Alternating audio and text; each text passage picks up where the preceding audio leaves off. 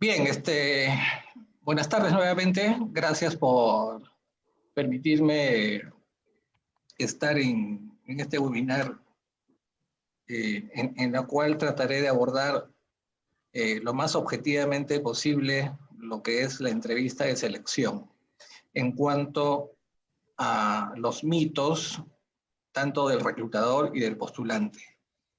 Cabe mencionar que no se trata de decir qué es lo que está bien ni qué es lo que está mal, sino más bien generar... ¿Aló? Hola, hola. ¿Alguien tiene el micro abierto?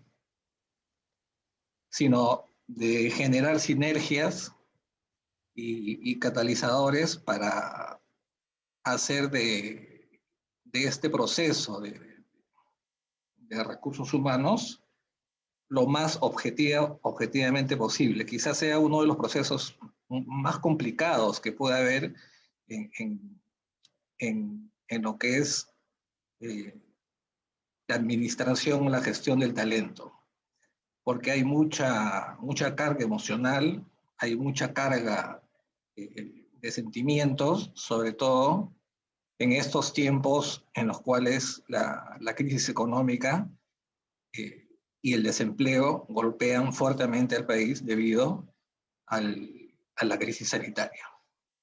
Ok, por favor, chicos, si me escuchan bien, perfecto. Si hay algún inconveniente, me lo hacen saber, ¿sí? ¿Todos me escuchan bien? Hola.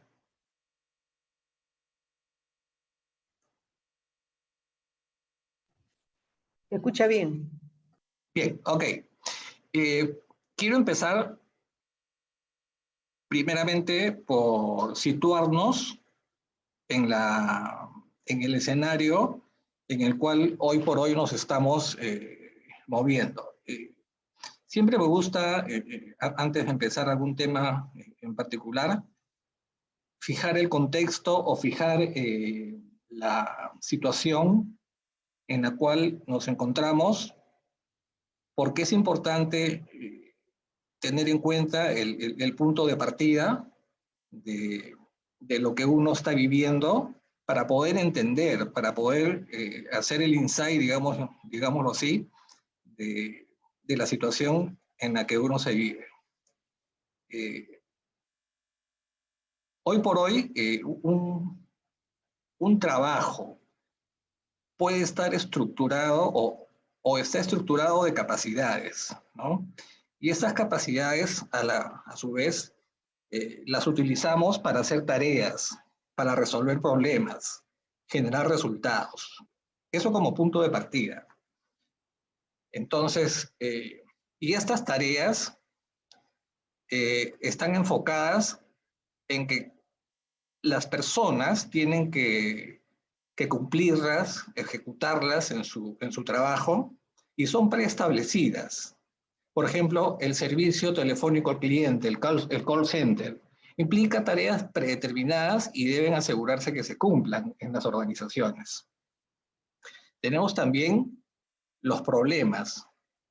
Lo que más importa en algunas organizaciones es el problema a resolver, típico de empresas nuevas con iniciativas de productos nuevos, empresas que recién surgen o empresas que ya tienen en el mercado cierto tiempo y tienen como iniciativa la generación de productos nuevos, de servicios nuevos, y tienen que lanzarlos al mercado. Entonces están enfocadas más en solucionar problemas y en escenarios previstos e imprevistos. Tenemos organizaciones que están enfocadas hacia el resultado que se genera. ¿Qué resultados yo voy a dar y que hace que sea distinto al que resuelve problemas, al que ejecuta tareas a través de sus capacidades, ¿no? El caso, por ejemplo, de un chef, el rendimiento tiene que ver más con el resultado que con el proceso. Vale decir que un puesto o un conjunto de puestos en una organización está dado por las capacidades. En algunas organizaciones la tarea es lo más importante, en otras los problemas, en otras el resultado. Entonces, para un adecuado enfoque de reclutamiento y selección de personal, debemos tener muy claramente hacia dónde esta organización está apuntando. Y aquí entran las definiciones de los puestos, el perfil del puesto, para concretar, para arribar puntualmente a qué es lo que la organización necesita. Necesita ejecutores de tareas, y cuando digo ejecutores de tareas, no me refiero a grupos organizacionales o grupos ocupacionales que solamente tienen que hacer tareas, sino esta es la prioridad de la organización, esta es la cultura de la organización. Otras, estas capacidades están orientadas a resolver problemas, y con ello no significa, o dar resultados, y con ello no significa que en una escala salarial, porque todo esto está concatenado, ¿no? Tiene más importancia que la otra, simplemente es la realidad de hoy. Definitivamente, en una situación de crisis, la resolución de problemas en estos momentos considero que es lo más crítico y lo que más están buscando las organizaciones. Gente que pueda resolver problemas para poder ir saliendo de la crisis y poder orientar a la organización en términos de que pueda salir adelante en momentos tan difíciles. Ahora bien, el problema comienza aquí. Vamos a llamarle problema. Quiero llamarle problema o llamarle situación especial. Si antes de la pandemia ya teníamos una situación en la cual había desempleo, hoy por hoy el desempleo es mucho mayor. Entonces, la pendiente de la montaña estaba ligeramente ascendente, ¿no? Pero hoy continúa definitivamente ascendente, pero al postulante, y acá entrando ya en la materia, al postulante le damos una mochila que tiene que cargar. Y esta mochila está llena de una serie de recomendaciones que van desde cómo tienes que presentarte, cómo tienes que hablar, cómo tienes que desenvolverte en la entrevista, tienes que ser tienes que actuar con inteligencia emocional.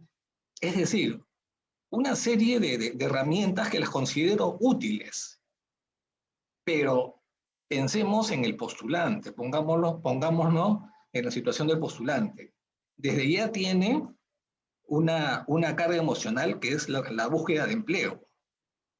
A ello le agregamos una mochila con una serie de recomendaciones, que no digo que están buenas o están malas estas recomendaciones, simplemente con la falta de prudencia, con la falta quizás de poder ayudar al postulante, lo estamos cargando mucho más de lo que debe estar.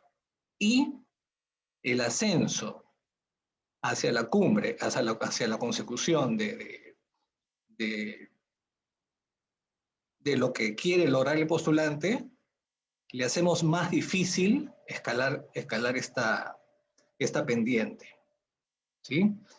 Entonces, un primer punto es que la empleabilidad, la, los tips que le estamos dando para poder llegar a un puesto y ocuparlo, es una mochila que quizás para el postulante es demasiado pesado, porque también tiene que lidiar con sus propias emociones, tiene que lidiar con su capacidad para poder conseguir un trabajo, y estoy seguro que son postulantes que no es la primera vez que están buscando trabajo, sino ya vienen desde antes de la pandemia, desde antes de las crisis, vienen buscando algún tipo de, de recolocación o colocación en las empresas. ¿Okay? Brevemente, el siglo pasado las empresas actuaban como una máquina. vamos a decirlo de esta manera. Los propietarios recibían los insumos, había un proceso de transformación y los productos. Un modelo cerrado en la producción. Hoy, en el siglo XXI, la empresa es un sistema vivo, con líderes empresariales, proyectos, conexiones, hay que hacer sinergia, relaciones. Es un modelo centrado en el ser versus el modelo centrado en la producción, que es del siglo pasado.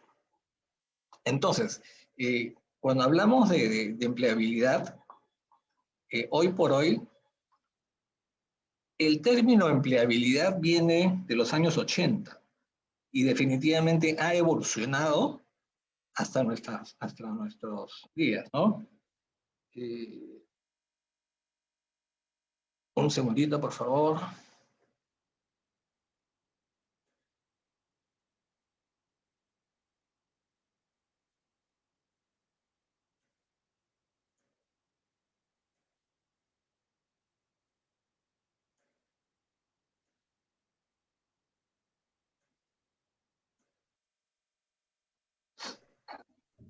Bien, hay nuevos que se han integrado. Bienvenidos. Bien, entonces decíamos que el término empleabilidad, que es una de las herramientas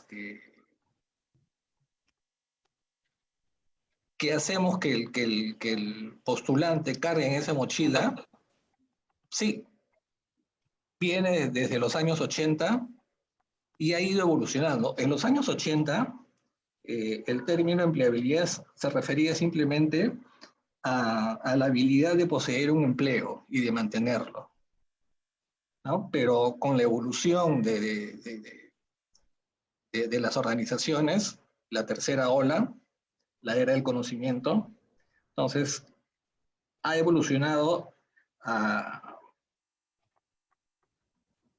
de una manera tal que los grupos de trabajo son virtuales, tiene que haber adaptación al cambio, el teletrabajo, la formación continua, los valores, el networking, el teletrabajo. Entonces ha ido evolucionando progresivamente y nos encontramos hoy en día en este nuevo escenario. Lamentablemente, y lo digo de esta manera, hay empresas que todavía funcionan como el siglo pasado y no han evolucionado o tienen muy poco, son muy cortoplacistas y no evolucionan a lo que puede ser las empresas modernas, que por supuesto hay muchas. Pero también pensemos en que el 75% de la población económicamente activa es informal, ¿no? Entonces, hay que tener muchísimo cuidado con los datos que vamos manejando.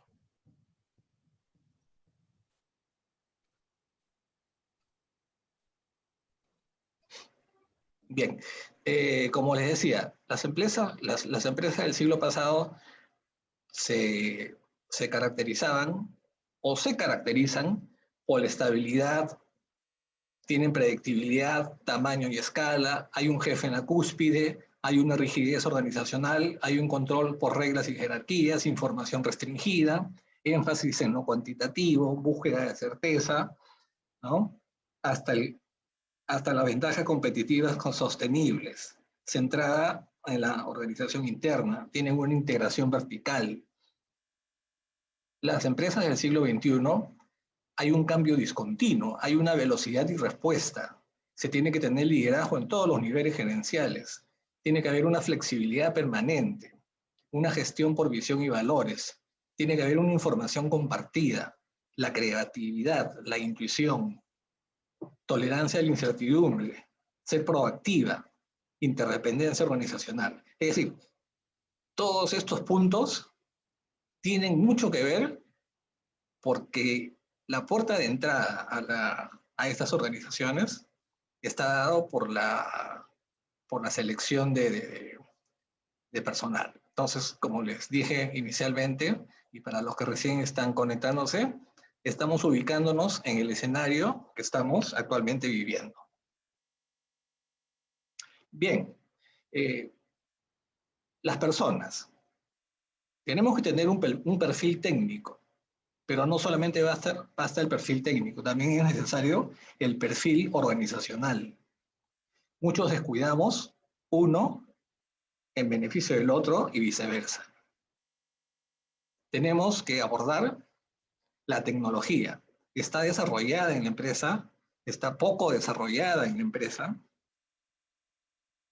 Los procesos están definidos en la organización, no están definidos en la organización. La cultura, comunicación, hay coherencia entre lo que se dice y lo que se hace. Entonces, teniendo en cuenta todo esto, puede haber entre el seleccionado y el impacto organizacional una colisión que definitivamente va a hacer que el proceso de selección no tenga el éxito esperado. O puede que si todo esto está bien definido, bien determinado, objetivamente orientado, el impacto organizacional sobre el seleccionado va a ser positivo y se va a generar una serie de situaciones positivas que van a redundar en beneficio de la organización y en beneficio del seleccionado. ¿Okay? Ahora, empezamos con el tema de estos mitos que son más que nada modelos mentales o formas de pensar que los tenemos arraigados en el tiempo.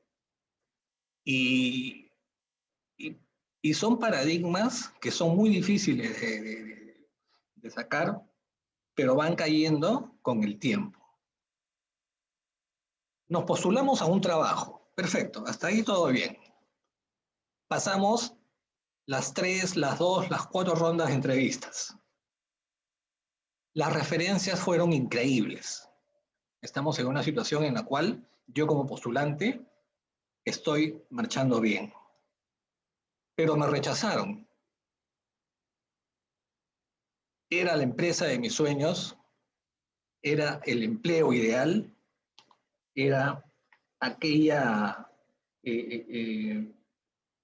empresa en la cual yo ya me iba a jubilar ahí, era la empresa que me ofrecía todos los beneficios, pero al final se cayó el proceso. ¿Y ahora qué? Uno de los principales mitos es buscar la empresa de nuestros sueños.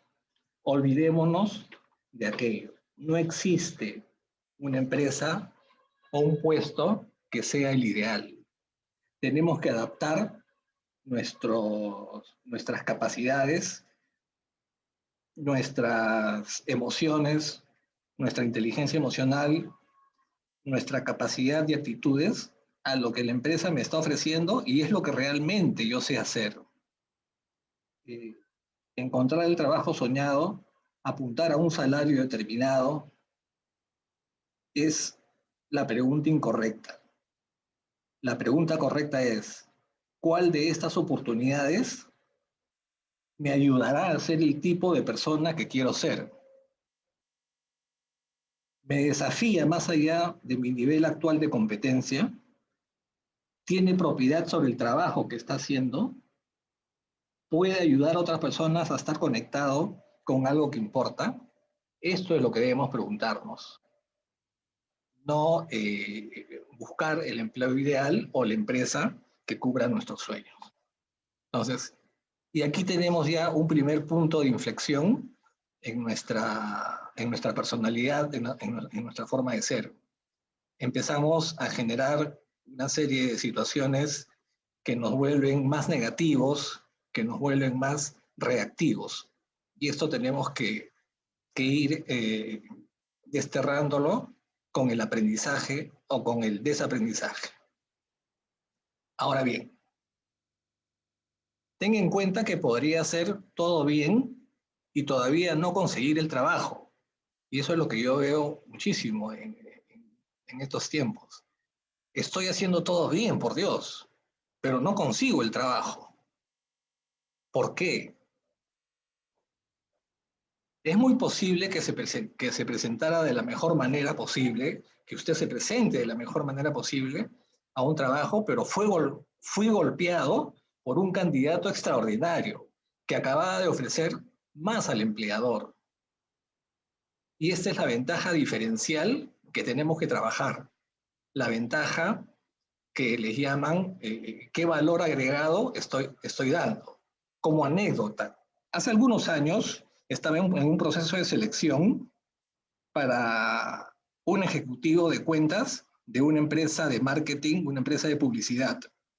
Al final quedaron 5 postulantes, pero tal era el nivel de competencia de los postulantes para el puesto que todos los tenía al mismo nivel. Ya había escarbado, por decirlo de alguna manera, las funciones, el perfil organizacional, de dónde venían, y todos sobresalían a un nivel en el cual la decisión era muy difícil, porque estaban todos en el mismo nivel, por decirlo de alguna manera. Hasta que por ahí surge el insight del seleccionador y me di cuenta que el gerente que iba a tener a cargo a este ejecutivo de cuentas eh, tenía una particularidad. Trabajaba con sus clientes, con las cuentas, en base a la cultura general. Sus clientes conversaban mucho con el gerente sobre pintura, sobre historia universal, y era una de las estrategias del cliente que utilizaba para favorecer, digamos, la, la, la, la, la, la atracción de la gente dentro de su organización. Entonces, con 5 candidatos, lo que hice fue que cada uno exponga, ya se había hecho, por supuesto, juego de roles, se había hecho todas las baterías que puedan hacerse y salían bien.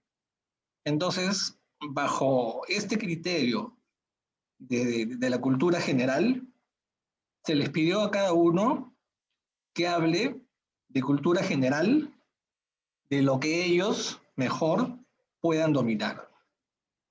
Y de los 5, definitivamente había uno que sabía de pintura, sabía de historia universal, de literatura, y fue a esta persona que se seleccionó.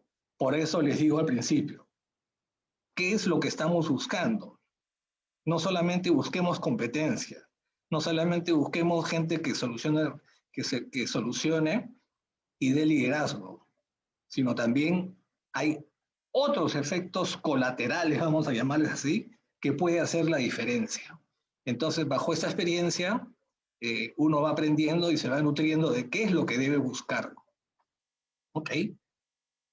Y que el impacto, cuando el postulante reciba una respuesta negativa o que ha sido rechazado, no es que ha sido rechazado. Hay otro que ofreció un plus, por poquito que sea. Y les aseguro que si esto es bien comunicado, con mucha empatía, y esto lo recalco, con mucha, mucha, mucha empatía, que hoy por hoy falta muchísimo, el postulante va a saber asimilarlo y se va a ir muy agradecido de la manera en que ha sido tratado en estos procesos. ¿Hay predictores del rendimiento? Me pregunto. ¿Esto a qué se refiere? También en cierta oportunidad, en una investigación que estuve haciendo, encontré que los que obtenían mejores puntuaciones en las evaluaciones psicotécnicas, en aquellas largas evaluaciones en que uno entraba a las 9 de la mañana y terminaba a las 12 del día, diga usted la secuencia A, B, A, B, A, ¿qué sigue?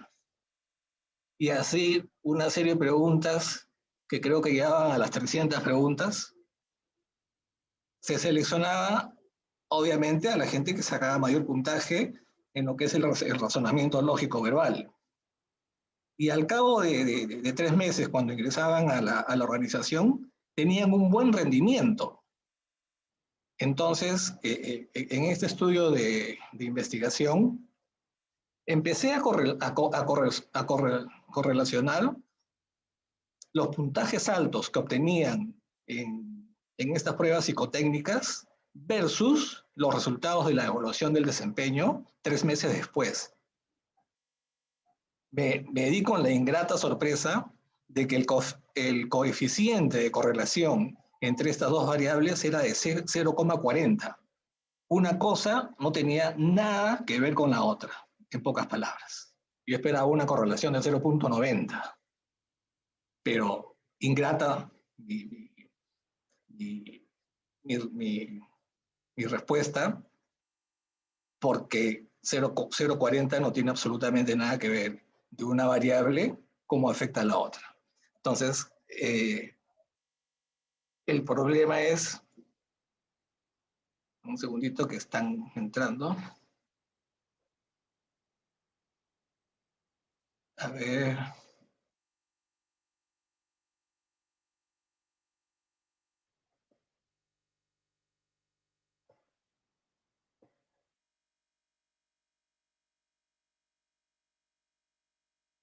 Tenía 2 personas ahí.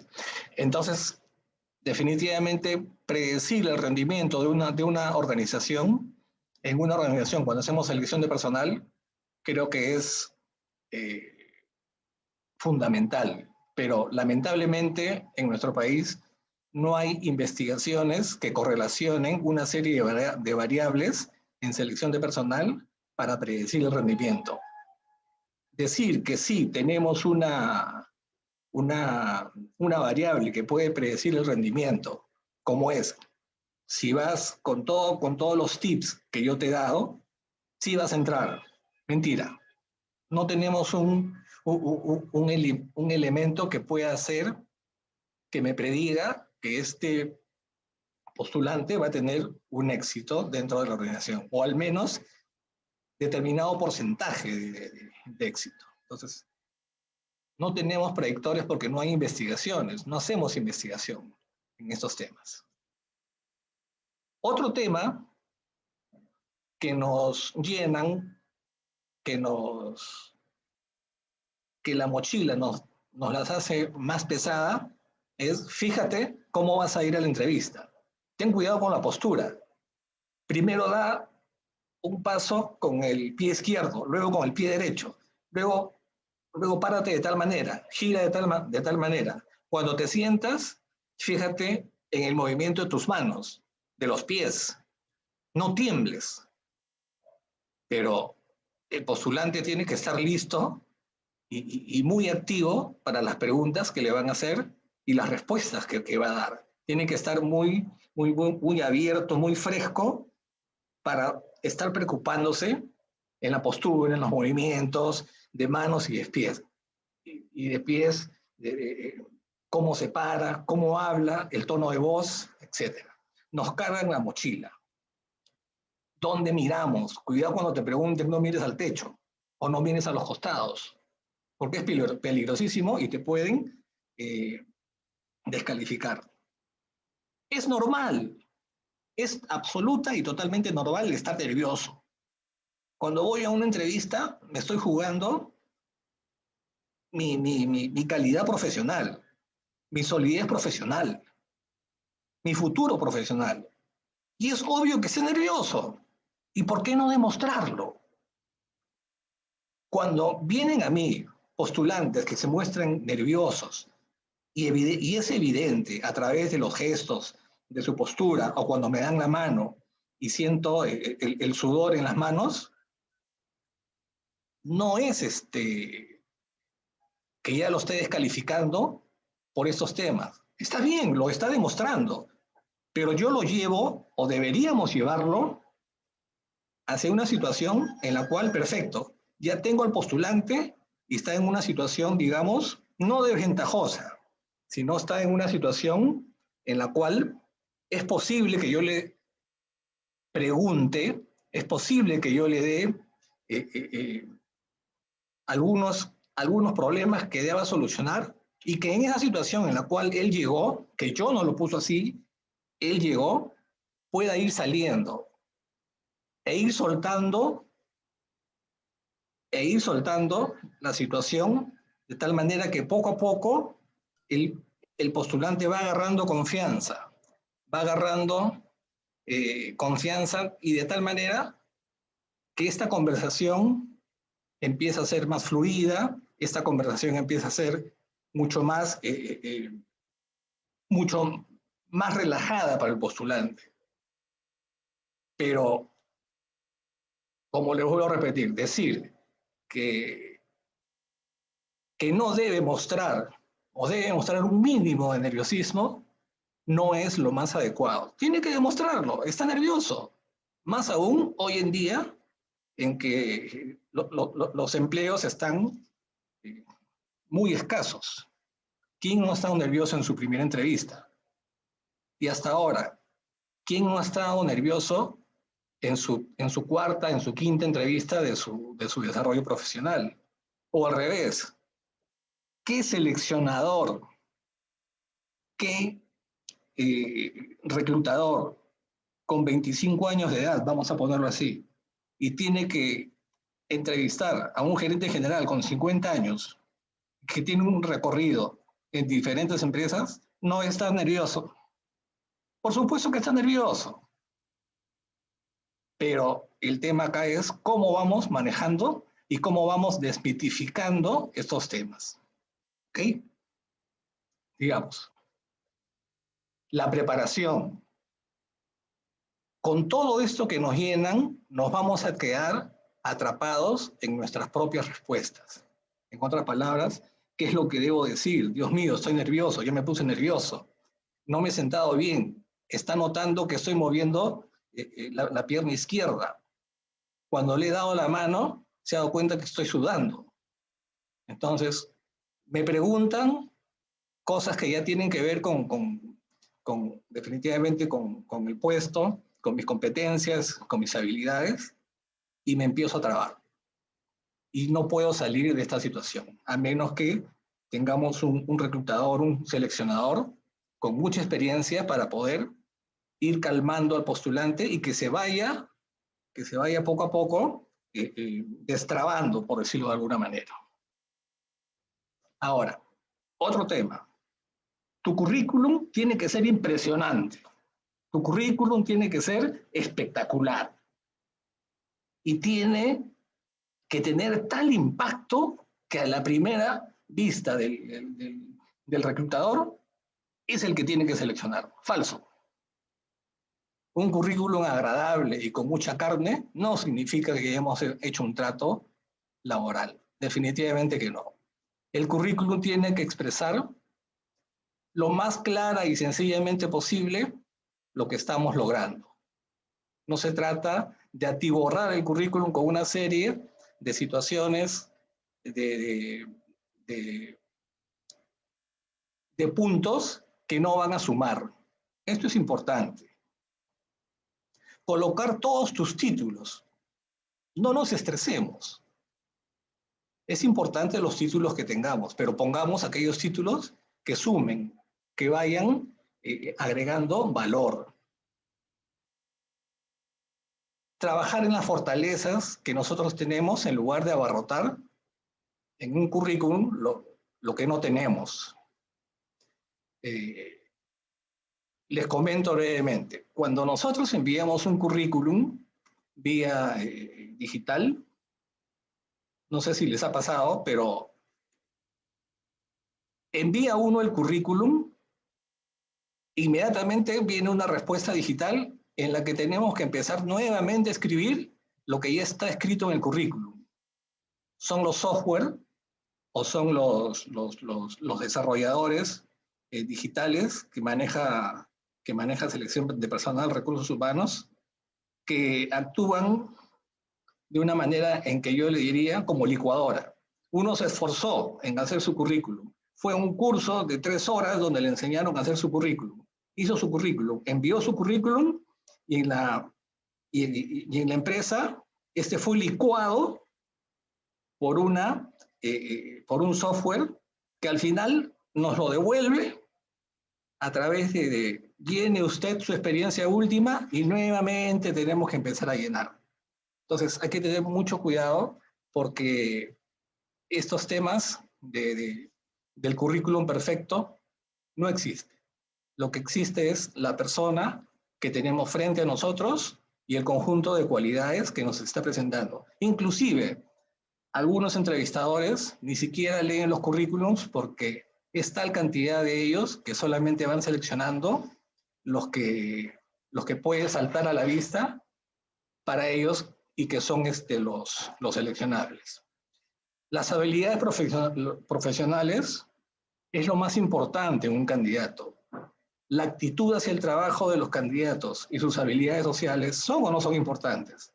Por supuesto que sí, y esto en el currículum lo ponemos muchas veces, poseo una actitud proactiva, poseo una actitud de trabajo en equipo. Yo diría que eso no le suma. Más bien, esto se debe demostrar a la hora que tengan que hacer las entrevistas. Recuerden, al entrevistado no le va a llegar 1 o 2 currículums, le va a llegar 50, 60, 180 currículums. Y quizás pase esto desapercibido. Otro tema. Yo soy una persona recomendada. Y porque soy una persona recomendada, soy buena. Suele suceder. Hay quienes recomiendan a alguien, pero solamente han visto a la persona en el rol laboral o por un tiempo determinado, pero no tienen una visión más allá de una imagen completa del trabajador fuera de la empresa. Tenemos que tener cuidado con esto también, sobre todo los que hacen selección, porque esto definitivamente se cae rápidamente. No existe un método que garantice el 100% en la elección de un candidato a ocupar un puesto. ¿Por qué? Porque hay un fenómeno intersubjetivo aquí. Atravesamos por una cuestión netamente subjetiva, la motivación personal. ¿Cómo medimos la motivación personal? Ese es un tema también muy importante porque la subjetividad juega un papel importante a la hora de decir, tiene las actitudes, tiene la motivación, versus a lo que sí podamos medir, como por ejemplo, las competencias que se expresan en comportamientos o en situaciones tal en la que yo le pueda preguntar al trabajador o al postulante cómo ha salido de una determinada situación. Esto es más objetivo. La empleabilidad, como les decía, que viene de los años 80 y que ha ido evolucionando hasta el día de hoy, debe comportarse tal y como es normalmente. No debemos, nuevamente les digo,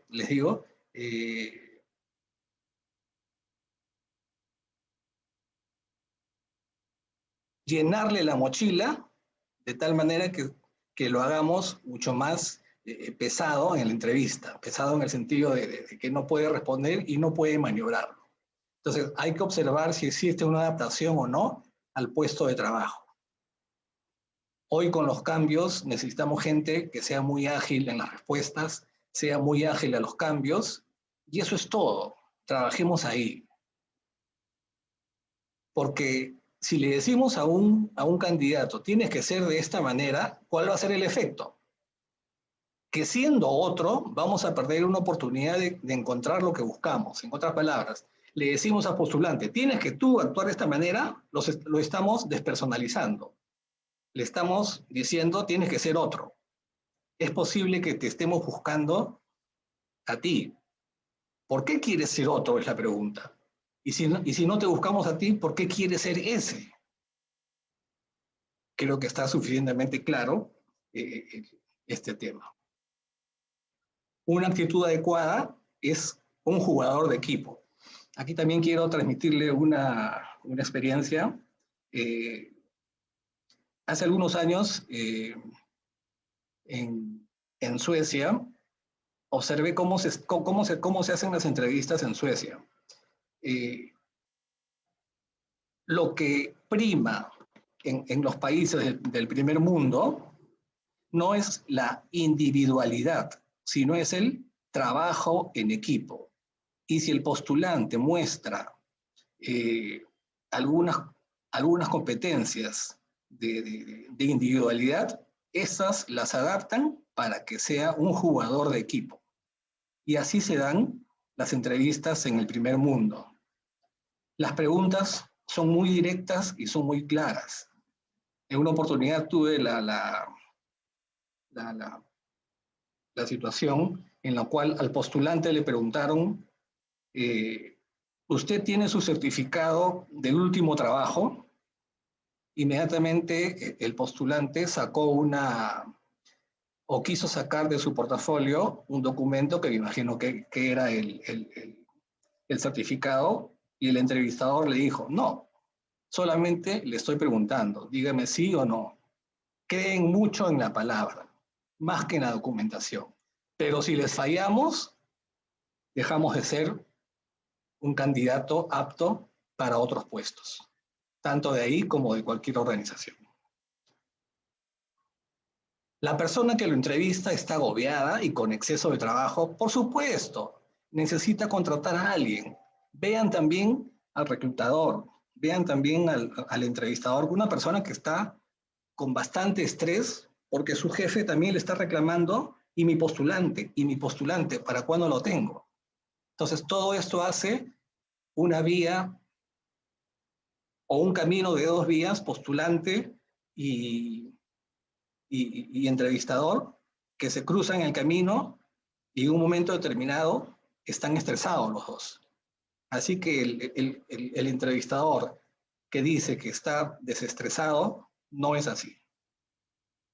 Es posible que apenas haya echado un vistazo a nuestro currículum y no haya pensado en cuáles son nuestras calificaciones. ¿Cuál es la propuesta de valor? Trabajando únicamente en nuestro autoconocimiento.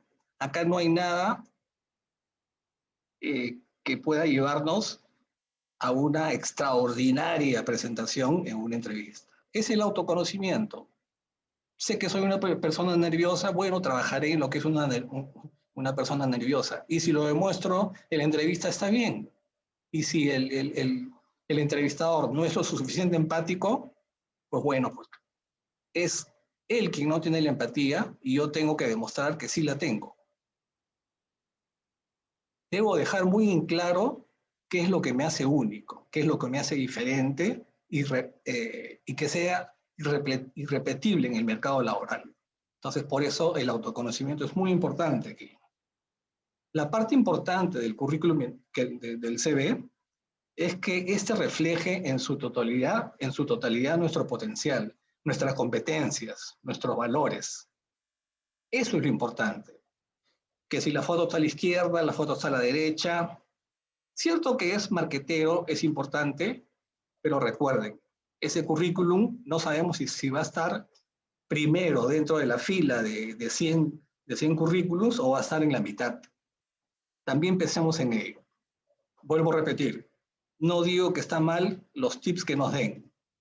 No es malo ni bueno. Hay que saber tener la mesura necesaria para poder aplicarlos en el momento adecuado.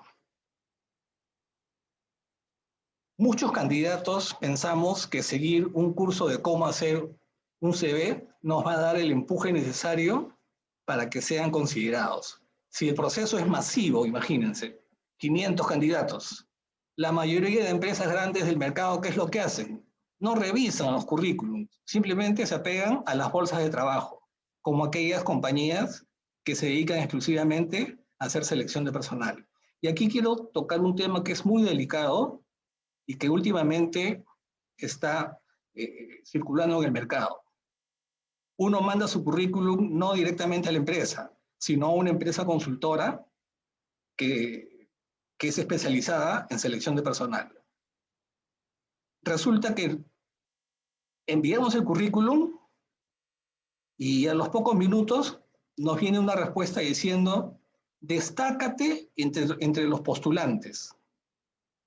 Hazte premium con una cifra en dólares mensuales para que tengas acceso a todos los cazatalentos y puedas conversar tú directamente con ellos. Esto te hará más empleable, pregunto yo. ¿Esto es empleabilidad? ¿Esto es ética? Definitivamente no. Yo lo veo como un mercantilismo. Es decir, para sobresalir tengo que pagar una membresía premium para que me ponga en contacto con los todopoderosos de esa empresa de selección y poder tener acceso a una entrevista. Esto definitivamente no es ético. Y no sé si les habrá pasado a alguno de ustedes, pero yo continuamente voy viendo este tipo de situaciones y lo estoy documentando para presentarlo y que vean realmente cómo se está manejando el mercado laboral hoy por hoy.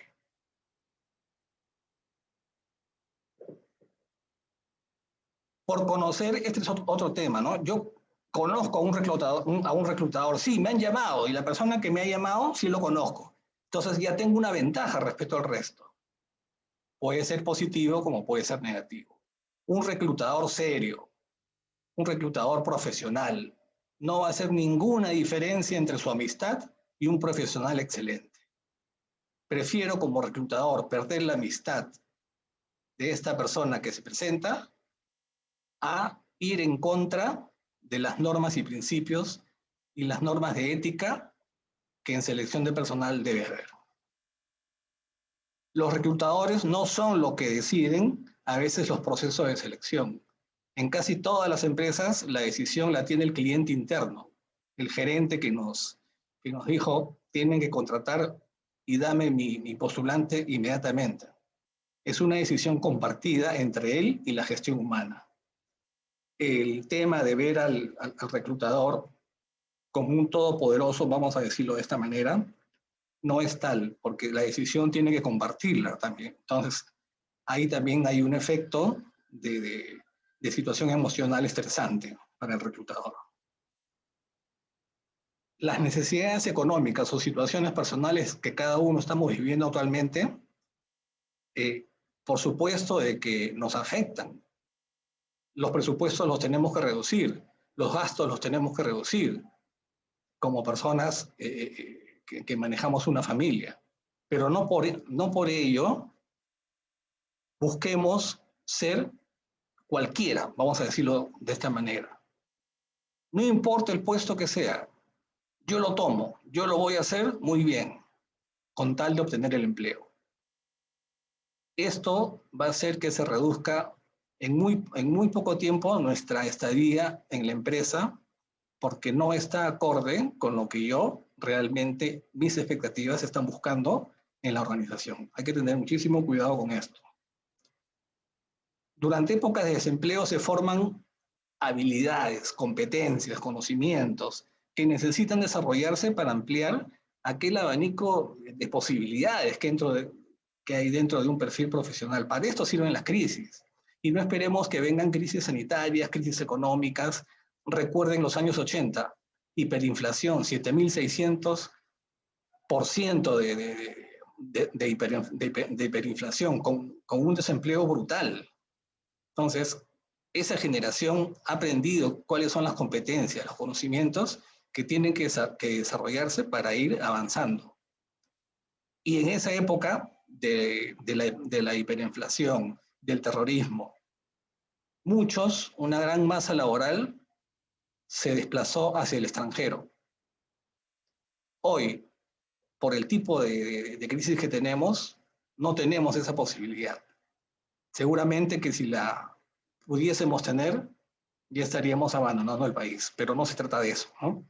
Sino de ir trabajando en lo que nos va a ser diferente. Y hay muchos profesionales que pasaron estas épocas muy difíciles del terrorismo, donde era peligroso estar en la esquina porque un coche bomba podía explotar, supieron salir adelante y ser empleables. El aspirante tiene una imagen casi sagrada en la entrevista. Muy bien.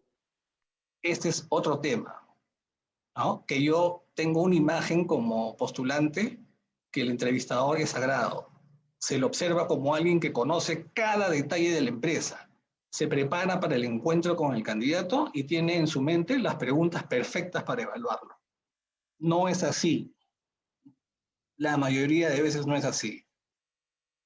Le piden un gerente de administración y finanzas, pues las preguntas técnicas tienen que estar dirigidas hacia temas de administración y finanzas. Y muchos de recursos humanos no estamos preparados, ni en administración ni finanzas. No estamos preparados ni en la cadena de suministros. No estamos ni preparados para marketing digital y hacer las preguntas correctas. Es aquí donde tenemos que despojarnos de este paradigma y preguntar. Preguntar y sobre todo, el entrevistador debe saber y conocer, empaparse de todos los procesos, sean productivos o de servicios de la organización. Caso contrario, estará actuando a ciegas. Y cuando le presente el postulante a su nuevo jefe, el gerente de logística, el gerente financiero, el gerente general, puede ser que se lleve una grata o una ingrata o una grata sorpresa, dependiendo de qué tan preparado está conociendo la organización por dentro. Esta es una falencia que debemos superar y que nosotros tenemos que ir conociendo poco a poco. ¿Sabemos leer un estado financiero? ¿Sabemos qué es el costeo por ABC? Pues si no lo sabemos y nos piden este tipo de candidatos, ¿cómo vamos a evaluar? Podemos ponerle una prueba escrita. ¿Será válida? Si no la sabemos corregir. Esa persona que está detrás del escritorio y que es el entrevistador, tiene cientos de currículums por leer, peticiones urgentes con las cuales tiene que lidiar día a día. Así que tal vez esté igual de estresado que tú, que nosotros, y no tuvo tiempo de revisar el CV. Normalmente las entrevistas yo recomiendo que no se hagan con el currículum, que se lea previamente y se tome el tiempo necesario uno y apuntar en una hoja los hechos importantes. Y cuando empieza la entrevista, el postulante puede decir, pero mi currículum ¿dónde está? Internamente. Pero a medida que la conversación se va haciendo más amigable y va viendo que el entrevistador le está poniendo énfasis en aquellos puntos que considero que tiene que ponerle énfasis, se va a ir relajando mucho más la entrevista y va fluyendo naturalmente. El escritorio vacío, internet o la computadora apagada, celular apagado, nada de interrupciones. Otro tema, del cual también estoy viendo muchísimo, cambiar el nombre del área de reclutamiento por atracción y selección 4.0. Cambiar el nombre del área no va a ser que seamos más eficientes para consolidar nuestras estrategias de atracción. Entender conceptos como análisis, la psicología del consumidor, el marketing, las tendencias globales. Cambiar el nombre no nos va a hacer experto en estos temas. Hay que desarrollarlos. No simplemente basta cambiar el nombre y el apellido, o cambiar el nombre y cambiar el apellido. Selección 2.0, selección 3.0, 4.0.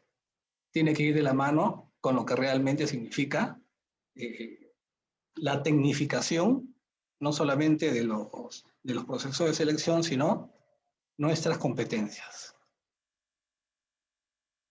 ¿Se puede evaluar y o medir los valores? Tarea difícil, muy difícil, porque son términos subjetivos y difíciles de evaluar. En la entrevista, el entrevistador que tenga 10, 15, 20 años de experiencia, los puede hacer con un margen de error definitivamente. Las escalas psicométricas son encuestas. pero no nos van a decir definitivamente si son los valores. Más bien, hay preguntas muy puntuales y estudiar bien, tener los 5 sentidos para poder entender qué tipo de respuesta nos está dando el postulante y qué valor está tratando de reflejar. Las pruebas proyectivas. Este es un tema en el cual yo considero que la selección de personal se está psicologizando, se está psiquiatrizando, vamos a decirlo de esta manera. El famoso dibujito, toma tu lápiz, tu borrador, dibújame una figura humana. Con piso o sin piso, solamente dibújame una figura humana. Esto definitivamente son medidores de la personalidad, pero que tienen que ver con la psicología clínica, con la psiquiatría. Otros nos ponen unas manchas que se denominan manchas de Rorschach. Esto tiene que ver con la psiquiatría. Entonces, no debemos psicologizar ni psiquiatrizar el proceso de selección, porque no es nuestra misión psicoanalizar a un postulante. Es encontrar las habilidades para que pueda desarrollarse adecuadamente en un entorno difícil, en un entorno en que tiene que mostrar un nivel profesional y que está para aportar. Bien, aquí he tratado de hacer un resumen de cómo al postulante lo bombardeamos con no te sientas así, estás nervioso, tienes que ser empleable, tienes una semana para dominar lo que son técnicas de informática, tienes que tener mucho más títulos, cuidado con las preguntas trampas. ¿Por qué deberíamos contratarte? Porque soy bueno. Pero decirlo de otra manera, ¿no? Muchas veces las preguntas trampas nos ayudan como reclutadores a ver cuál es el desenvolvimiento. Pero si vemos, y es lo que yo pienso, un postulante que todavía los nervios no los ha dejado de lado, debo saber en qué momento introducir ese tipo de preguntas para que se desenvuelva el postulante con total normalidad, vamos a decirlo de una manera. Tienes que ser único, pero por supuesto que tengo que ser único. Y para ello tengo que mostrarme como soy. Mostrarme nervioso quizás, mostrarme poco nervioso, etc. Tengo que ser resiliente. Mucho se habla de la resiliencia hoy en día, pero quizás muy pocos sabemos lo que es este término. Hay que tener mucho cuidado con la terminología. Tienes que mostrar tu inteligencia emocional. Es otro tema también de análisis y de cómo podemos ir desarrollando estos temas. Tanto la inteligencia emocional como el ser resiliente se aprenden no en cursos de 24 horas, sino mínimo en 400 horas. Las técnicas de selección de personal no se aprenden en la universidad con un curso para los que estudian psicología, porque solamente enseñan técnicas de entrevista 1 y técnicas de entrevista 2, con 3 créditos cada uno. Entonces hay que salir al mercado, pero no buscar ser expertos en selección de personal con cursos de 24 o 48 horas. ¿Qué digo que no está mal? O digo, perdón, que está mal. No, está bien ir introduciéndonos poco a poco. Esto en el conductismo le llamamos aproximaciones sucesivas. Está bien, 24 horas. La próxima seguiré una de 48. Pero mínimo también considero que debe completarse 200 horas. Igual que el coaching, igual que otras técnicas para poder ayudar y que están no tanto relacionadas con selección de personal, sino como autoayuda para los postulantes. Bien, quería transmitirles esto y si tienen alguna pregunta.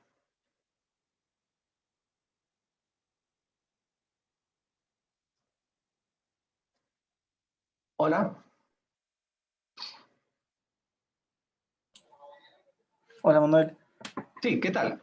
una consulta, no, más que una pregunta, tengo un comentario. Quisiera saber si Weinar, ¿lo vas a pasar la grabación a los correos o...? Sí, por supuesto. Sí, gracias. Yo tengo acá una diapositiva eh, en la cual abordo el tema no desde el punto de vista causa-efecto, sino más bien desde un punto de vista sistémico, del pensamiento sistémico como arquetipo, eh, en la cual causa y efecto ya no debemos tratar estos temas de esta manera, sino más bien como círculos virtuosos que van buscando un equilibrio. A ver si me da un minutito para poder explicarlo, ¿sí? Bien, centrémonos acá. Situación actual. Cantidades de candidatos insatisfechos.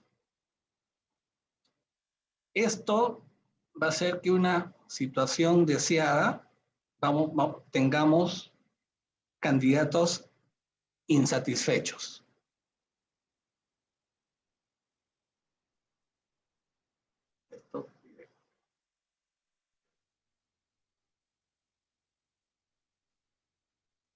Entonces, hay un desequilibrio, hay un desbalance, hay cantidad de candidatos insatisfechos versus una situación deseada que queremos que sean candidatos satisfechos.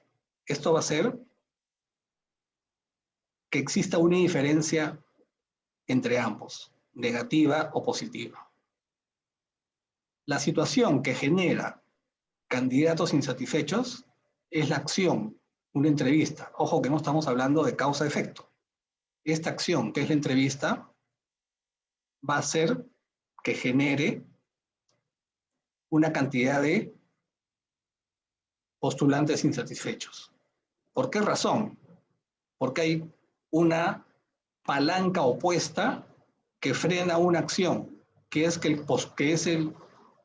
el hecho de que el entrevistador no esté preparado. Al no estar preparado, como acción de entrevista, va a tener un resultado de candidatos insatisfechos. La situación deseada se va a dar a través de factores externos, como la demanda de la capacitación, entrenar al, al, al, al entrevistador de tal manera que esta diferencia se acorte y tengamos candidatos satisfechos. Entonces, romper este círculo, o mejor dicho, abordar el aspecto desde un punto de vista causa-efecto es muy pobre. Tenemos que analizarlo en forma sistémica, porque son círculos sistémicos, son arquetipos o modelos de situación para el análisis que nos va a ayudar muchísimo.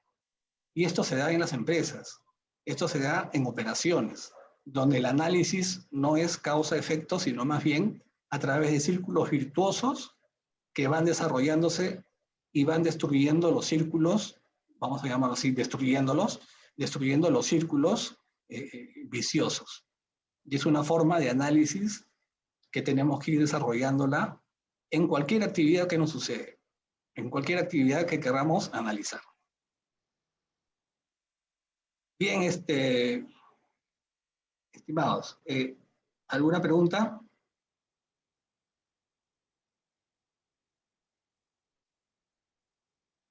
Hola.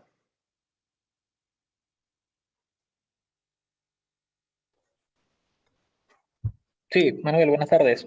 Sí, buenas ¿Me tardes. escucha? Sí. Sí, perfecto.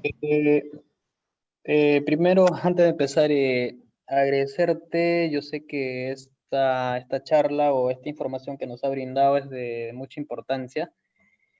Agradecerte primero por ello. Mi pregunta es lo siguiente. En varias entrevistas que me han citado a mí los reclutadores, siempre me han hecho la pregunta de que si en esa empresa tengo alguien conocido o no. No, yo llegaba a la entrevista y me decían, ¿alguien te conoce aquí en la empresa? ¿No? O sea, si yo digo sí o digo no, ¿qué tanto influye al momento que ellos tomen la decisión o es para que ellos tengan como una referencia? La otra pregunta que tengo es, ¿es necesario vestirse bien, un corbata, no sé, un terno para poder ir a la entrevista? ¿O depende sobre qué trabajo, para qué trabajo me están entrevistando? Bien, el tema de, yendo a tu primera pregunta, de que si uno tiene un familiar trabajando dentro de la empresa, No, no exactamente un familiar, sino una referencia, ¿no? Una referencia. ¿Conoces a alguien? ¿Alguien te conoce dentro de la empresa? bueno, Ujú, sí, sí, es mejor ser honesto, vamos a decirlo de esta manera, ¿no? ujú, Pecar de deshonestidad no deberías de decir esto definitivamente, tenemos que pecar de honestidad y decir que sí, ujú, conocemos una persona que trabaja en tal área, ujú, pero no vayamos con el paradigma, con el mito de que si digo esto, me van a descalificar. El empleador, el, el, el que selecciona, tarde o temprano lo puede ujú, descubrir, lo puede, más que descubrir, lo puede eh, corroborar y no va a jugar esto en favor de nosotros. Tal vez esta entrevista, esta pregunta la está haciendo hasta ver cuál es el punto en el cual estamos manejando nuestra honestidad. Que dicho sea de paso, me da pie a decir que estamos muy faltos de lo que es la honestidad en nuestro país. Entonces, demostrarla es un buen síntoma. Respecto, ujú, ¿no? Respecto, en conclusión, es mejor decir la verdad a que en el proceso quedemos de lado y que no nos digan cuál fue el resultado de la entrevista. ¿Sí? ujú, Respecto a si debo ir con traje, con corbata, eh, depende definitivamente, ¿no? Si yo voy a una entrevista y en la cual ya yo he averiguado cuál es la cultura de esta organización, yo sé cuáles son los valores de esta organización y cómo quiere que los postulantes y futuros empleados profesionales de esta se van a sentir a gusto, pues debo investigar. A manera de ejemplo, la IBM. Cuando yo digo IBM, ¿qué color de camisa utilizan? Azul. Los que trabajan en la IBM, ¿eh? Es blanca. Todos tienen la camisa blanca, los que trabajan en la IBM. Esa es una cultura. El color de la camisa que utilizan con corbata es un artefacto. Llamamos artefacto porque es la cultura que están transmitiendo. Entonces, si yo sé que me van a entrevistar de esta importante empresa, entonces debo ir lo más próximo posible a lo que ellos están tratando de desarrollar o de consolidar dentro de una organización.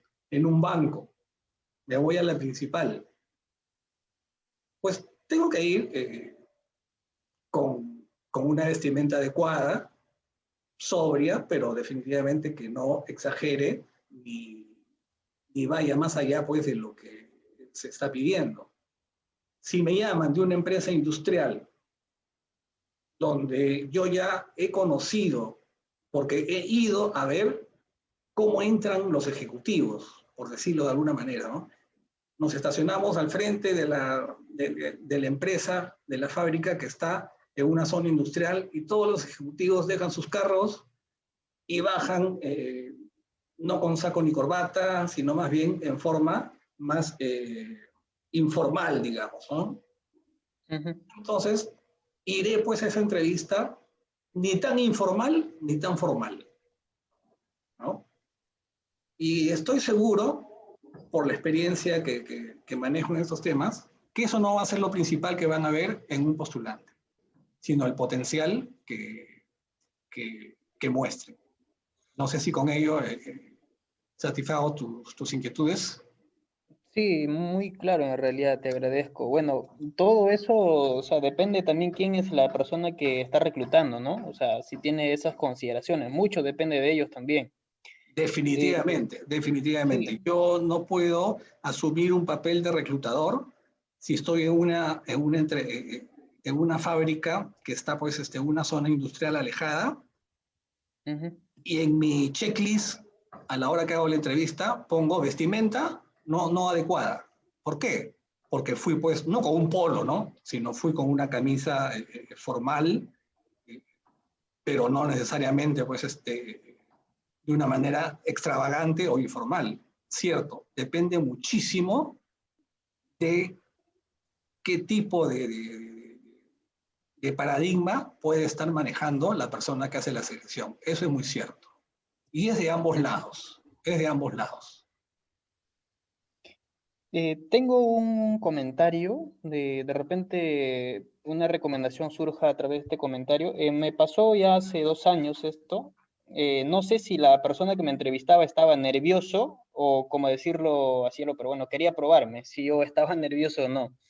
Entonces, era una señorita, un aproximado de 26, 27 años. Entré a la entrevista primero, creo que ella salía de servicios y yo me senté al lado donde que me sentía mucho más cómodo, ¿no? Hacia la ventana, o sea, hacia mi espalda estaba la ventana, ella entró y me dijo, no, siéntete por este lado, o sea, me cambió el lugar, y no entendía por qué. Eh, vale decir, a ver si lo capté bien, eh, Ujú. estabas en un sitio esperando al entrevistador. Y el Sí, entrevistador ingresa porque sí, exactamente, creo que se fue a servicios, sí. y te cambia de lugar en la misma sala de entrevista. Era una sala donde que había una mesa y sus dos asientos, no dos bancas. La otra así, con espalda hacia la ventana y la otra pues al frente, ¿no? Entonces yo me senté hacia la ventana, es donde lo que me sentía mucho más cómodo. Y la señorita entró y me dijo, no, yo me voy a sentar ahí, tú siéntate acá. O sea, me cambió de posición. Entonces, en ese momento yo me puse a pensar, ¿es que está nerviosa o me quiere probar si estoy nervioso o voy a responder bien, ¿no? O sea, me puse a pensar, hasta ahora tengo esa duda. A ver, una infidencia. Hace 25 años, cuando yo empecé en estos temas de selección, porque mi formación empezó en lo que es selección de personal, ese fue mis primeras prácticas de selección de personal, y me sucedió algo similar. Eh, tenía que entrevistar a un alto peso, a un candidato de alto peso, vamos a decirlo de esta manera, que iba a ocupar el puesto de gerente de operaciones de una importante cadena de, de, de fábricas, ¿no? Ujú. Entonces, la sala que había yo reservado para la entrevista estaba diseñada más o menos como la que mencionas. Eh, una ventana, la silla y al frente el postulante. Pero no era una oficina, digamos, que uno entra y yo sé que el dueño del escritorio, por decirlo de alguna manera, tiene que sentarse en determinado sitio. Simplemente uno Ujú. entraba y podía escoger el sitio. Ujú. Como no llegaba el postulante y cuando vi su currículum, vi que frente al currículum que yo tenía como, como iniciado o iniciando mi carrera profesional, eh, opté por sentarme justo donde la ventana esté atrás mío y pueda proyectar hacia adelante, no como, o no pudiera verme la persona que estaba al otro lado, cuáles eran mis facciones, cómo yo me movía, si me sonrojaba o no me sonrojaba, si me temblaba el labio, si me temblaba alguna parte del músculo. Y eso se da definitivamente. Ujú. Entonces, sí, efectivamente, lo digo por experiencia de hace muchísimos años y ahora que miro hacia atrás y lo comprendí en ese momento o después, dije, sí, pues acá hay un tema de nerviosismo que no quiero que el postulante lo note. Entonces, ese es un tema que definitivamente hay que manejarlo, pero sí se da muchas veces. Hay muchos postulantes que están frente a entrevistadores muy jóvenes y que por serlo no significa que sean malos entrevistadores, no, no, no, Ujú. sino que inconsciente o conscientemente se dan este tipo de comportamientos a la defensiva, ¿no? Que pueden influir en la entrevista o no, eso ya depende definitivamente de qué tan seguro pueda estar yo haciendo una entrevista de selección. Por eso lo digo, uno que quiere hacer entrevista de selección, trabajar como headhunter, mínimo 200 o 300 horas de prácticas de entrevista. Eso es lo que yo recomiendo. Porque en el camino podemos ir aprendiendo, como les dije anteriormente, un curso de 24 horas, otro curso de 24, van 48, por aproximaciones sucesivas vamos aprendiendo. Por eso no significa que nos vamos a aprender o vamos a pasar aprendiendo los 5 años, ¿no? Sino lo ideal es, desde el principio, tener ya esta base para que veamos y nos enseñen realmente expertos en técnicas de selección, expertos en técnicas de entrevista, a no psicologizar, a no psiquiatrizar la entrevista de selección. Y sí, pues es cierto, hay muchos o pocos entrevistadores que buscan no solamente el ejemplo que has dado de ponerse en una posición tal de que el postulante no vea pues si estoy o no nervioso, ¿no? Y eso está en función a la experiencia, como yo confesaba hace unos momentos, ¿no? Era un peso pesado que estaba frente a mí, ¿no? Felizmente tenía un mentor yo, ¿no?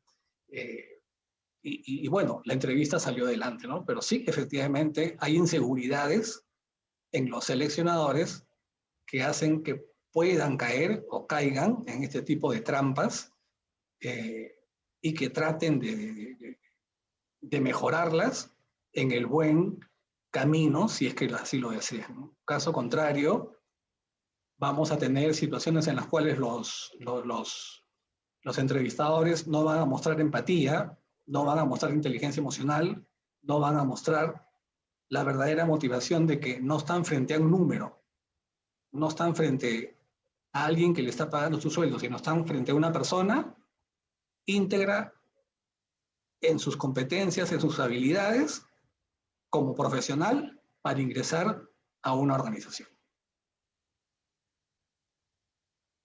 Excelente, excelente. Muchas gracias. Por nada. Sí, todo claro. Una consulta. Sí, sí, adelante. Sí, o sea, bueno, algo pequeño. Claro, tengo una duda. Al momento de, bueno, cuando los reclutadores te ponen que envíen tu CV al correo, ¿cómo es el proceso el proceso a seguir que como que se le debe enviar el CV al correo del reclutador, ¿no? Bueno, los procedimientos los dan los mismos reclutadores, ¿no? Sale, bueno, ya no es como antes, ¿no? Donde uno iba al comercio, al centro de Lima, ¿no? A dejar el currículum en forma física a un apartado postal o dejarlo en las oficinas del comercio y de ahí se iba a la empresa. Ahora ya no, pues, ¿no? Ahora simplemente en buena hora el reclutador dice, bueno, enviar su currículum, oferta laboral al correo tal. O sea, mi duda más que todo era, bueno, en mi caso, a mí me pasa, es que en el mensaje yo, por ejemplo, se pone, envío mi CV para el puesto tal, Y por ahí he leído en LinkedIn una recomendación que en vez de poner eso, pongan una, que es tu carta de tu carta de presentación. Perdón, no escuché bien la... Está bien poner eso, sí, sí, no, más que todo decía, ¿aló? sí, sí, Sí, más que ¿aló? todo decía, sí, en el mensaje es poner tu carta de presentación o simplemente poner se adjunta CV para el puesto tal. Algo breve. Ok, no hay una fórmula ni una respuesta correcta o incorrecta. Son recomendaciones. Por ejemplo, si el reclutador dice oferta laboral, pone el puesto, ingrese a tal este link y ponga en el asunto gerente de operaciones o jefe de operaciones, guión 2030. No sé, se me ocurre un asunto, ese 2030 puede ser un código y todo lo demás, ¿no? Si no dice nada más, adjunto, de acuerdo a las instrucciones, mi CV para el puesto tal, ¿no? Hay quienes recomiendan una carta de presentación. Yo, si es que no lo dicen, pondría unas 3 líneas que simplemente ni estén con la carta de recomendación, ni que, perdón, con la carta de presentación, ni tampoco la nieguen, ¿no? En términos de que, de acuerdo a la postula, al puesto que se está requiriendo, adjunto mi currículum vitae y esperando su respuesta y poder tener una entrevista para aclarar puntos que consideramos necesarios. Se acabó, ¿no? Hay otros, a través de los headhunters o a través de empresas de reclutamiento, que dicen ponga su carta de motivación o ponga su carta de presentación. Inclusive hay empresas que le hacen a uno grabar videos, ¿no? Entonces hay que ver todo el contexto. Y también, como les dije hace un momento, ¿no? Hoy por hoy se están dando empresas en las cuales uno tiene que volverse un candidato premium pagando mensualmente una cifra determinada para poder tener acceso a los headhunters o directamente a los reclutadores, ¿no? Definitivamente esto no lo considero que está dentro del margen de lo que es la honestidad y lo que es la transparencia en un proceso de selección, ¿no? Tengan muchísimo cuidado con esto. No sé si está satisfecha tu inquietud. Sí, muchas gracias. ¿Alguna otra pregunta? Manuel, Sí, ¿cómo Erika. está Manuel? Manuel, ¿cómo está? Buenas tardes. Ante todo, agradecerle por el webinar y bueno, quería comentarle una situación, ¿no? Justamente en estos días vi una publicación en LinkedIn de un puesto, ¿no? De un determinado puesto, pero esta persona que era un reclutador independiente, entiendo que trabaja como reclutador free, que le llaman. Entonces él comentaba pues que si uno tenía interés, a esta persona teníamos que escribirle, ¿no? Por inbox de LinkedIn para que permita participar en una plataforma bastante conocida. Entonces yo le escribí, obviamente estudié primero el puesto, vi que cumplía más o menos como un 80% de todo el requerimiento que estábamos solicitando según el perfil. Y bueno, le escribí, ¿no? Muy amablemente, cordialmente hablamos con él, pero sin embargo él me dice, ¿sabes qué? Déjame revisar tu perfil para evaluarlo. Ok, perfecto. Dejé que revisara mi perfil. Incluso LinkedIn me notificó que había entrado a mirar mi perfil. Entonces, ahí nada más a los 5 minutos me escribe, ¿no? Y me dice, ¿sabes qué, Erika? He evaluado tu perfil y no cumples con ningún requerimiento según el perfil que estoy colocando, ¿no? Entonces, me pareció un poco como que muy apresurado, ¿no? Porque, sin embargo, para mí aún era un 80% de cumplir los requisitos del perfil para el puesto, pero sin embargo él automáticamente dijo que no cumplía con ningún requerimiento, con ninguno de los requisitos del perfil y obviamente pues y me coloca, ¿no? Y sabes qué, gracias por todo y punto. Entonces fue bastante cortante, ¿no? Entonces al mismo tiempo como que yo me quedé un poco sorprendida y dije, bueno, me hubiera encantado, pues, de todas maneras le agradecí, ¿no? Y le puse que me hubiera encantado, pues, que él me pueda comentar cuáles eran los requisitos que no cumplía, ¿no? Porque en algunas otras oportunidades, también en los otros trabajos, y para que los reclutadores muy, muy, muy empáticos, y apenas les hablaba, me decían, ¿sabes qué, Erika? ¿Tú cumples con esto? Entonces yo, no, mira, tengo experiencia en esto, pero en lo que usted me comenta no tengo. Entonces, pero Erika, no te preocupes, mira, siempre salen oportunidades en nuestra página, así que igual nos gustaría tener tu perfil, adjúntanos tu CV para alguna oferta laboral posterior, ¿no? Pero esta persona, sin embargo, fue bastante cortante, ¿no?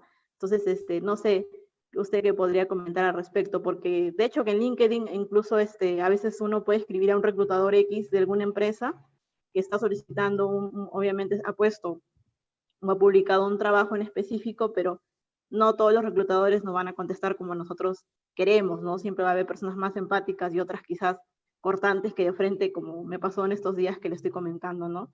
Que fueron bastante cortantes conmigo. Sí, a ver, eh, puede suceder aquí lo siguiente, ¿no? Como dije anteriormente, hoy día los procesos de selección están digitalizados. Es decir, envía uno un currículum y le devuelven una página ya preestablecida en la cual uno tiene que volver a llenar los datos que ya estaban en mi currículum. Hay software que, como le dije también, que licúan el currículum. Uno envía su CV, ingresa a esta licuadora, a este software, inmediatamente sale 2 o 3 recomendaciones. No cumple porque no ha estudiado la carrera tal. No cumple porque le falta experiencia. No cumple porque tiene poca habilidad para, no sé, relacionarse con los demás. Entonces, la digitalización, la tecnificación de los procesos de selección en esta fase tan importante que es la recepción de currículum, considero que debemos tener muchísimo cuidado con lo que los software nos dicen, porque no están muy desarrollados y no son lo último de selección de personal. Recordemos que somos un país tercermundista que trae de afuera, ¿no?, del primer mundo, metodologías que no se adaptan a la de nosotros. Y en el caso particular, puede deberse a esto que se filtró por un mecanismo digital y arrojó este tipo de observaciones, cosa que las considero poco adecuadas, porque al postulante debemos tenerlo previamente con el currículum ya desarrollado en nuestra mente y qué es lo que pueda haber desarrollado. O lo otro, que es mucho más delicado y hay que ser muy prudente en decirlo, ¿no? Si no soy premium, no me aceptan. Si no soy un postulante VIP que paga mensualmente a las empresas que hacen selección de personal para ponernos en contacto directo con los reclutadores, entonces no tengo oportunidad. Pueden ser estas dos situaciones, aclarando que la segunda situación es muy delicada, es ya a su vez compleja, y tener cuidado. Normalmente, para una buena recepción de currículums, es mejor a través del correo electrónico de la persona que hace el reclutamiento o directamente a través de la empresa, ¿no? En las empresas tenemos portales, trabaja con nosotros, en las grandes empresas, ¿no? Entonces, inscribirnos en estos portales, trabaja con nosotros, responder directamente a un correo electrónico del reclutador es lo más seguro, ¿no? No sé si abarco tu inquietud. Sí, Manuel, sí, justamente quería escuchar su sugerencia, ¿no? Y sí, totalmente, al 100% ya me resolvió la duda que tenía. Gracias. Gracias a usted. ¿Alguna otra pregunta?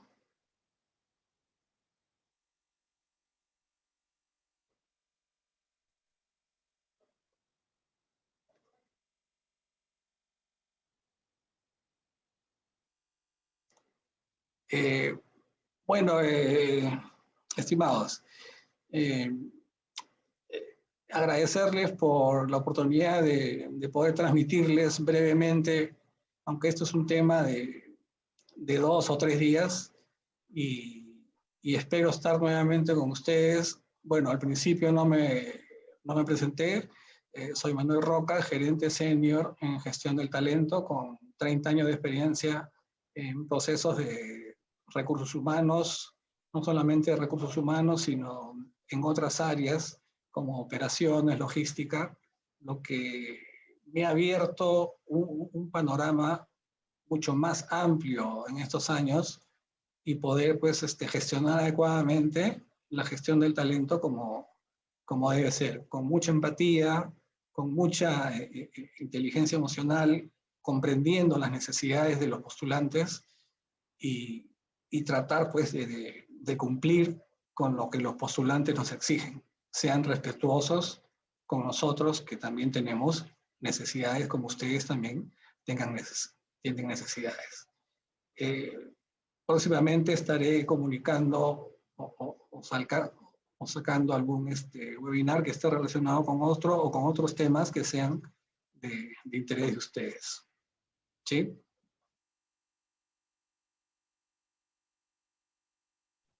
Muchas gracias, Manuel. Gracias.